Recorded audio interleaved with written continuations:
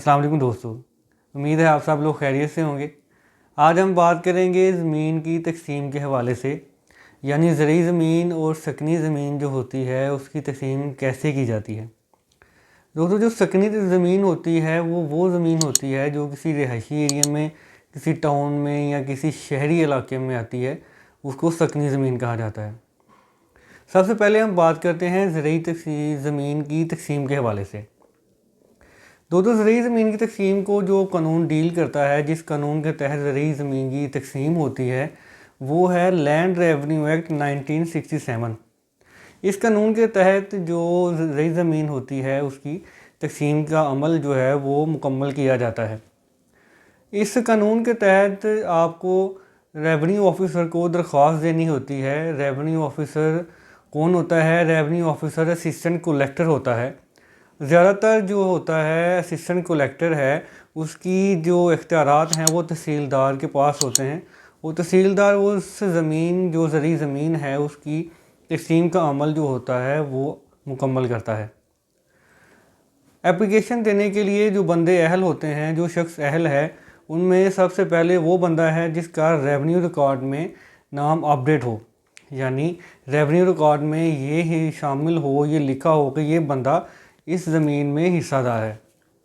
दूसरा वो बंदा होता है, वो शख्स होता है जिसके पास अदालत की डिग्री होती है, उसमें ये लिखा होता है कि ये फ़लाँ बंदा ज़मीन में हिस्सादार है। और तीसरा वो बंदा होता है जिसको तमाम को शेयरर्स, तमाम हिस्सादारान तस्लीम करें कि हाँ जी, ये जो बंदा है ज़मीन में हिस्सादार है। मिसाल के तौर पर जब कोई बंदा फोत होता है तो वो अपनी वसीयत में ये चीज़ लिख जाता है कि ये जो फ़लाँ शख्स है, ये मेरे मरने के बाद इस ज़मीन में हिस्सादार होगा। वो बंदा भी अपने जो दरख्वास्त है वो तहसीलदार यानी रेवेन्यू ऑफिसर को दे सकता है। दरख्वास्त देने से पहले आपको कुछ डॉक्यूमेंट्स तैयार करने होते हैं, जिसके लिए आप पटवारी के पास जाते हैं। उन डॉक्यूमेंट्स में मलकियत का सबूत हो सकता है, शजरा पार्चा हो सकता है और मरने वाले का डेथ सर्टिफिकेट हो सकता है। ये तमाम जो डॉक्यूमेंट्स हैं तैयार करने के बाद अपने एप्लीकेशन के साथ अटैच करके रेवेन्यू ऑफिसर को जमा करवाएंगे। रेवेन्यू ऑफिसर दूसरी पार्टी जो होगी, जो बाकी हिस्सादार होंगे, उनको नोटिस करेगा। और जब नोटिस वसूल होने के बाद तमाम हिस्सादारान जो बाकी हिस्सादार से थे वो आ जाते हैं, तो तहसीलदार पटवारी को हुक्म देगा कि वो इस ज़मीन के वंडाजात तैयार करें। वंडाजात क्या होते हैं जी? वंडाजात ये होते हैं, ज़मीन के पोर्शंस जो बनाए जाते हैं उनको वंडाजात कहा जाता है। वंडाजात 3 किस्म के होते हैं कि जी, वंडा अव्वल, वंडा दोम, वंडा सोम। इन 3 वंडा जात को बनाने का मकसद ये होता है कि ज़मीन का कुछ जो पोर्शन होता है, या तो वो बंजर होता है, या वो सड़क के साथ लग रहा होता है, या वो ज़मीन जो होती है वो सड़क से ज़रा हट के पीछे होती है। तो इन और यहाँ कुछ की मालियत जो होती है वो पहले कुछ हिस्से के मुकाबले में कम होती है। तो इन तमाम चीज़ों को देखते हुए जो वंडा जात हैं वो तैयार किए जाते हैं। वंडा जात जब तैयार कर लिए जाते हैं तो ज़रूरी नहीं है कि ये अगर तैयार हो गए हैं तो इन्हीं पे ही अमल दरामद किया जाएगा। इन पे एतराज़ात भी उठाए जा सकते हैं। अगर आप दूसरी पार्टी जो होती है वो इस पे एतराज़ उठाती है तो दोबारा से वंडा जात जो हैं वो तैयार किए जाएंगे। जब तक इन पे एतराज़ ख़त्म नहीं होता, वंडा जात दोबारा तैयार किए जाएंगे। और ये जो तमाम प्रोसीजर है, ये जो तमाम अमल है, इसको तहसीलदार यानी रेवेन्यू ऑफिसर ने 180 दिन के अंदर कंप्लीट करना होता है, मुकम्मल करना होता है।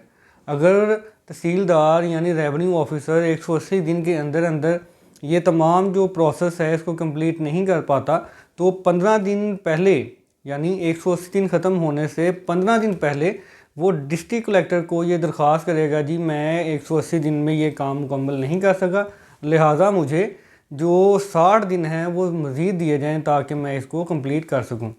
दोस्तों, दूसरा तरीका एक ये भी है कि जब कोई बंदा फोत होता है तो जो यूनियन कौंसल मुतलका उस बंदे की होती है, वहाँ पे जो फोत शुदगान है उनका एक रिकॉर्ड मुरतब किया जा रहा होता है कि ये जो फ़लाँ बंदा है ये वफ़ात पा गया है, इस तारीख को वफ़ात पा गया है, उसका डेथ सर्टिफिकेट तैयार होता है।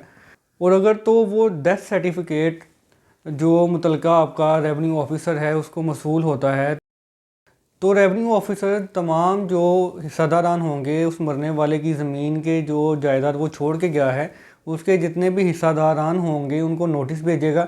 उनको कहेगा जी आप आएँ, और अगर वो आते हैं तो उनको कहेगा जी आप ये 30 दिन के अंदर अंदर ये तमाम अपना जो डिस्प्यूट है वो क्लियर करके आ जाएं, अपनी आपस में तकसीम करके आ जाएं और मुझे आगे बताएं, ताकि मैं उस हिसाब से आपका जो रेवेन्यू रिकॉर्ड है उसको अपडेट कर दूं। और अगर नोटिस भेजने के बाद भी जो हिस्सादारान हैं वो नहीं आते तो रेवेन्यू ऑफिसर ख़ुद भी इसको तकसीम कर सकता है। दोस्तों, वंडाजा तैयार होने के बाद तमाम जो कागजात थे वो अपडेट करने के बाद तमाम जो रेलिवेंट जो कागजात थे, जो डॉक्यूमेंट्स थे, वो रिसीव करने के बाद जो रेवेन्यू ऑफिसर है वो जब समझेगा कि तमाम तर रिक्वायरमेंट्स जो हैं वो पूरी हो चुकी हैं, तो उस हिसाब से वो अगर उस पर किसी किस्म का कोई एतराज़ भी नहीं आया किसी हिस्सादार की तरफ से, तो इस रेवेन्यू रिकॉर्ड को वो अपडेट कर देता है और जिस हिस्सादार को जितना जितना हिस्सा आता है उसके नाम पे उसका इंतकाल कर दिया जाता है। और जब कोई इस तरह का डिस्प्यूट पैदा हो जाए कि जो को शेयर्स हैं, बाकी हिस्सादारान हैं, वो कहना शुरू कर दें जी ये जो बंदा है ये तो हमारी ज़मीन में इसका कोई हिस्सा बनता ही नहीं है, ये हमारा भाई नहीं है, ये इसका इस ज़मीन से कोई लेना देना ही नहीं है, ये इस तरह ज़मीन में हिस्सादार बन रहा है, इसका हमारे बाप से या हमारे किसी भी तरह से कोई इसका ताल्लुक़ नहीं बनता। तो कोई इस तरह का जो मलकियत का डिस्प्यूट पैदा हो जाए या ज़मीन पे पहले से ही कोई केस चल रहा हो, तो जो रेवेन्यू ऑफिसर होगा वो जो हिस्सादारान होंगे उनसे कहेगा कि जी आप सिविल कोर्ट से जो अपने मामलात हैं उनको क्लियर करके आएँ और कोर्ट से जो डिग्री है वो लेके आएँ। उस हिसाब से मैं आपका जो रेवेन्यू रिकॉर्ड है वो अपडेट कर दूंगा और जिसको जितना हिस्सा जिसका बनता होगा उस हिस्से के हिसाब से उसके नाम पे इंतकाल कर दूंगा। अब हम बात करते हैं सकनी ज़मीन की तकसीम के हवाले से, यानी वो ज़मीन जो टाउन यानी या रिहायशी एरिया में है उसकी तकसीम का तरीक़ाकार क्या होता है। उसकी तकसीम का तरीक़ाकार ये होता है कि आपने सिविल कोर्ट से रुजू करना होता है। सिविल कोर्ट में आप केस फ़ाइल करेंगे। केस फ़ाइल करने के लिए जो आपको डॉक्यूमेंट्स चाहिए होंगे उनमें आपका जितने भी जो हिस्सादारान हैं उनके शनाख्ती कार्ड की कॉपियाँ चाहिए होती हैं और मलकियत का सबूत यानी रजिस्ट्री या इंतकाल फ़र्द जो भी आपके पास है वो चाहिए होगा। और उसके साथ बिजली का जो बिल, इलेक्ट्रिसिटी या यूटिलिटी कोई भी आपके पास जो बिल होगा वो चाहिए होता है। और साथ में जो मरने वाला है उसका डेथ सर्टिफिकेट चाहिए होता है।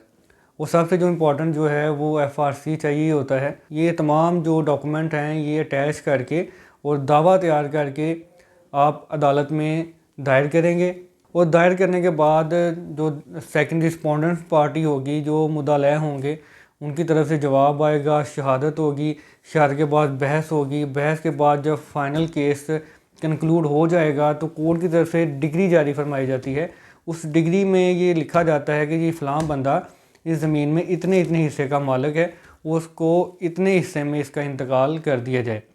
उसको जब उस डिग्री को एग्जीक्यूट करवाया जाता है तो कंसर्न जो रेवेन्यू डिपार्टमेंट होता है उसको कोर्ट की तरफ से हुक्म दिया जाता है कि आप इस डिग्री के हिसाब से ये जो तमाम हिस्सादारान हैं इनका रेवेन्यू रिकॉर्ड अपडेट कर दें।